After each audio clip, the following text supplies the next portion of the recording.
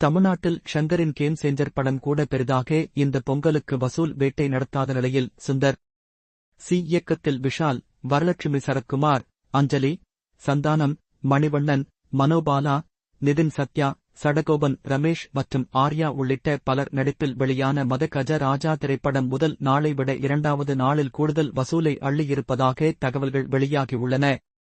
12 ஆண்டுகள் தாமதமாக வந்தாலும் ரசிகர்களுக்கு படம் பிடித்திருப்பதே பெரிய விஷயமாக பார்க்கப்படுகிறது.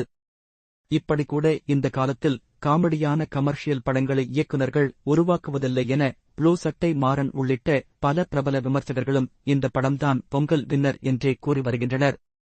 பொங்கல் பண்டிகையான இன்று ஜெயம் ரவி மன்னிக்கவும் ரவி மோகன் நடிப்பில் உருவாகியுள்ள காதலிக்க நேரமில்லை மற்றும் முரளியின் இரண்டாவது மகன் ஆகாஷ் முரளி நடிப்பில் உருவாகியுள்ள நேசிப்பாயா உள்ளிட்ட படங்கள் வசூல் ரீதியாக என்ன மேஜிக் நடத்தப் போகிறது என்பது நாளை தெரிந்துவிடும். மத கஜ ராஜா இரண்டாவது நாள் வசூல். மத கஜ ராஜா படத்தின் சுருக்கமே மைனேஜர் என வைக்கப்பட்டு இருந்த நிலையில் எம்ஜிஆர் என்னைக்குத்தான் தோற்றியிருக்கிறார் என்பது போல எம்ஜிஆர் பெயர் கொண்ட மத கஜ ராஜா கும்பமேளா போல 12 வருஷம் கழித்து வந்தாலும் படம் வசூல் வேட்டை நடத்தி வருகிறது. கடந்த ஆண்டும் சுந்தர் சீன் அரண்மனை 4 வெற்றியடைந்த நிலையில் இரண்டாவது நாளில் 3.5 கோடி ரூபாய் வசூல் வேட்டையை இந்த படம் பெற்றிருப்பதாக தகவல்கள் வெளியாகியுள்ளன. விஷால் ரொம்ப ஹேப்பி.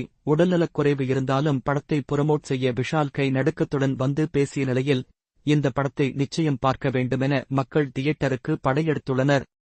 ஆனால் தியேட்டருக்கு வந்த ரசிகர்கள் சிம்பதியுடன் மட்டும் செல்லாமல் சிரித்துக்கொண்டு முதல் நாள் சென்றதன் விளைவுதான் முதல் நாள் 3.2 கோடி வசூல் செய்த மத கஜ ராஜா இரண்டாவது நாளில் 3.5 கோடி ரூபாய் வசூல் வரை கூடியிருக்கிறது.